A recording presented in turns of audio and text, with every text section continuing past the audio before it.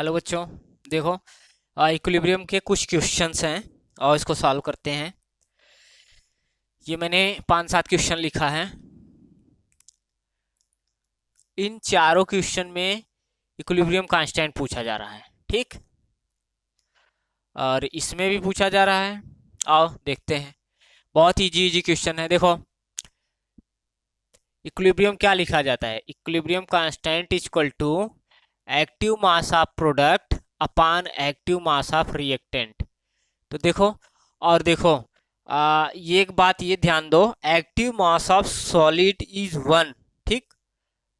किसी सॉलिड का active mass 1 molar concentration होता है। तो देखो, प्रोडक्ट साइड में क्या है, P4O10 सॉलिड है।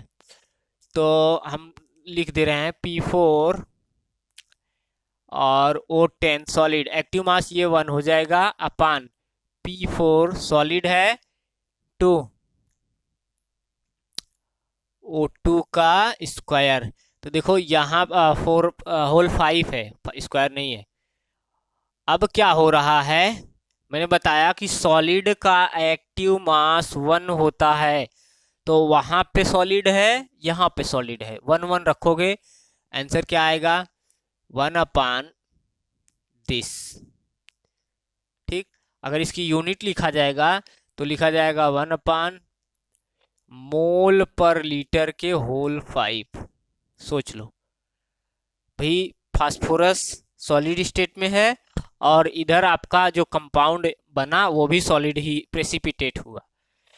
दूसरा H2+I2 = 2HI। तो इसके लिए इक्विलिब्रियम कांस्टेंट Kc या इक्विलिब्रियम कांस्टेंट K इक्विलिब्रियम लिखना है तो क्या लिखा जाएगा?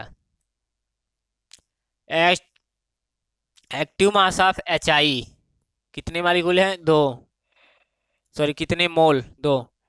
और active mass of H2 into active mass of I2 कितने कितने हैं भैया? 1 1 है।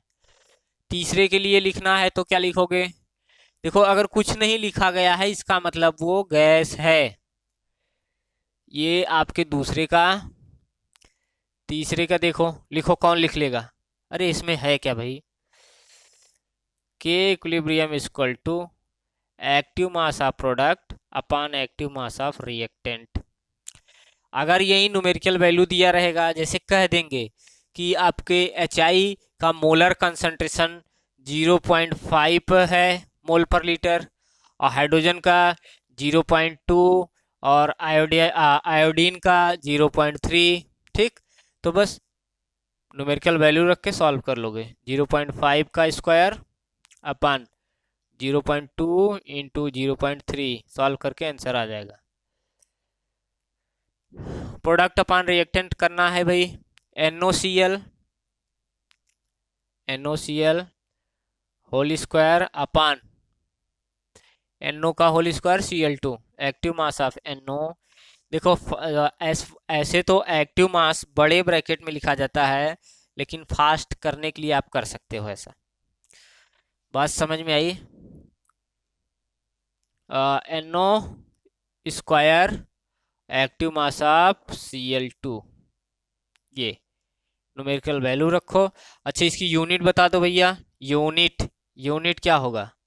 सबकी यूनिट निकालो। मोल पर लीटर का स्क्वायर, मोल पर लीटर का स्क्वायर अपान, फिर यहाँ भी मोल पर लीटर का स्क्वायर, मोल पर लीटर का स्क्वायर इंटू मोल पर लीटर। तो ये स्क्वायर कट गया, बचा क्या भैया? 1/मोल पर लीटर। नेट में या तो यही लिख के छोड़ आंसर रहेगा, या तो लीटर मोल इनवर्स कर लो। लीटर मोल इनवर्स देख लो। ऊपर वाले का आंसर क्या होगा? No unit. ये न्यूमेरिकल वैल्यू तो मैंने अपने मन से दिया, एग्जाम में दे सकता है। यहाँ पे यूनिट क्या होगा? मोल पर लीटर का स्क्वायर अपान इसका मोल पर लीटर, इसका mole per litre, no unit. No unit. बात समझ में आई? It's no unit. ये देखो तीसरा है 3a+2b इक्वल टू सी। तो इसमें भी क्या पूछा जाएगा भाई? सिंपल इक्विलिब्रियम कांस्टेंट पूछा गया है, इसका प्रोडक्ट है अपान रिएक्टेंट। तो हम हटा के इसको भी लिख दें, वैसे लिख तो लोगे तुम लोग यार।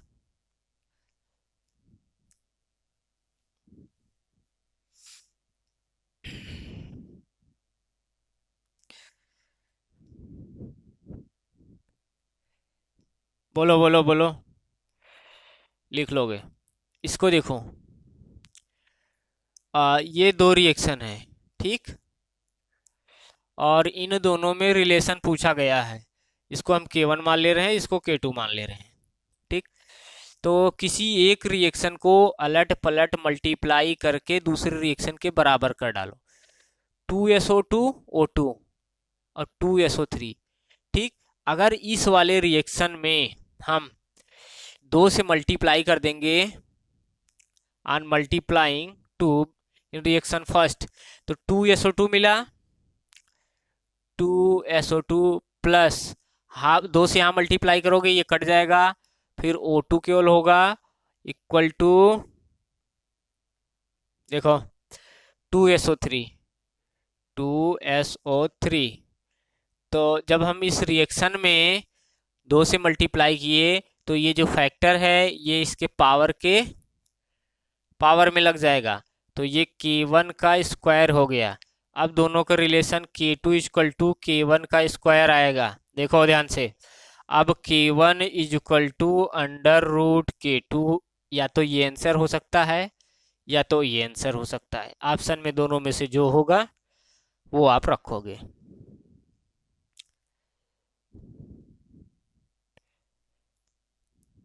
अगला देखो, कैल्शियम कार्बोनेट सॉलिड है, कैल्शियम ऑक्साइड और CO2 में कन्वर्ट हो रहा है, और इसके लिए पूछा जा रहा है आपका इक्विलिब्रियम कांस्टेंट। ये देखो के इक्विलिब्रियम फाइंड करो।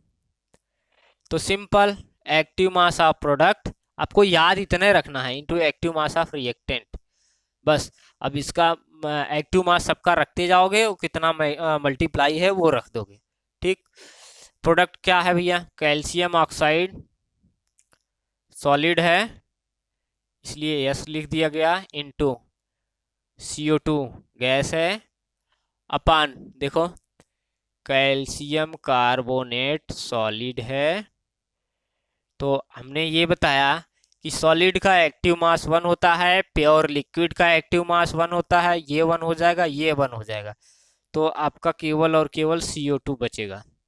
तो यहाँ पे के इक्विलिब्रियम इक्वल टू ये। अब क्वेश्चन को आपको टफ करने के लिए इन चारों का न्यूमेरिकल वैल्यू दे देते या मोल दे देते और कहते फिर इक्विलिब्रियम कांस्टेंट की वैल्यू बताओ, तो आप क्या करते? फटाफट वैल्यू रखते, सॉल्व करके आंसर गलत ला के रख देते, क्योंकि आप ये ध्यान ना देते कि सॉलिड है। बात समझ में आई? A+B=AB, maximum product will be form. एक रिएक्शन दिया गया है A+B=AB, कह रहे हैं कि ये चार ऑप्शन है ABCD, कह रहे हैं कि मैक्सिमम प्रोडक्ट किस कंडीशन में बनेगा। तो सिंपल वही है, आपका एक्सटेंशन ऑफ रिएक्शन लगाओ, तो मैक्सिमम प्रोडक्ट रिएक्शन जब फॉरवर्ड में कंप्लीट होगी तो मैक्सिमम प्रोडक्ट बनेगा, और रिएक्शन फॉरवर्ड में जाने के लिए इक्विलिब्रियम कांस्टेंट की वैल्यू मैक्सिमम होनी चाहिए। तो इसमें से देखो सबसे ज़्यादा वैल्यू ये है 9 × 10⁻³ देखो पावर, देखो ये नंबर मत देखना, पावर देखो -3 -3 -7 -12, अगर यही कहीं आपका +3 ये होता या +2 होता तो आंसर ये हो जाता। बात समझ में आई? कह रहे हैं कि इस रिएक्शन के लिए Kp/Kc का वैल्यू क्या होगा। आंसर ये समझ में आया? इस रिएक्शन के लिए Kp/Kc का वैल्यू, तो पहले Kp और Kc में relation, Kp = Kc R T के पावर डेल एन जी। ठीक, अब आप क्या कर रहे हो, के पी बाई के सी पूछा जा रहा है, तो सबसे पहले डेल एन जी देखो यहाँ कितना है, यहाँ पे 1 है, यहाँ पे 1.5 है, तो 1 माइनस 1.5 माइनस कितना, हाफ, आंसर आएगा -हाफ। ठीक, तो डेल एन जी के पी इक्वल टू के सी आर टी के पावर -हाफ। ठीक, अब के पी बाई के सी पूछा जा रहा है, तो एक कंडीशन तो यही होगा, आर टी के पावर -हाफ रखें आंसर में ना, -1/2। और दूसरा और क्या हो सकता है, के पी बाई के सी इक्वल टू 1/, आर टी के पावर 1/2। ठीक,